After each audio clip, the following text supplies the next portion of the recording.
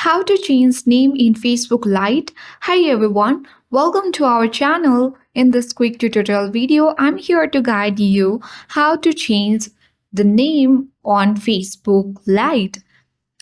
Do watch the video till the end and don't forget to subscribe our channel for more tech and tips videos. Firstly, ensure to install your updated version of Facebook Lite on your device. Launch Facebook Lite app and ensure to sign into your account. Tap three-line icon at top right corner of the screen. Scroll down to the bottom and select Setting in Privacy. Open Settings. On the section, select Personal and Account Information, which is under Account. So let's tap. Now on this Personal and Account Information section, you have got different options. At the top, select Name. And here you can easily change your first name, middle name and surname as well. You have to keep in mind that if you change your name on Facebook, you can change it again for 60 days.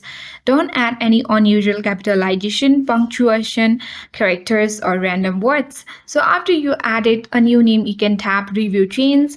And then if you wish to add a nickname, birth name, you can also add it as well on this section. So after 60 days only, you'll be able to again change your name in Facebook Lite. So that's it. I hope this video worked. Thank you for watching. See you in the next video.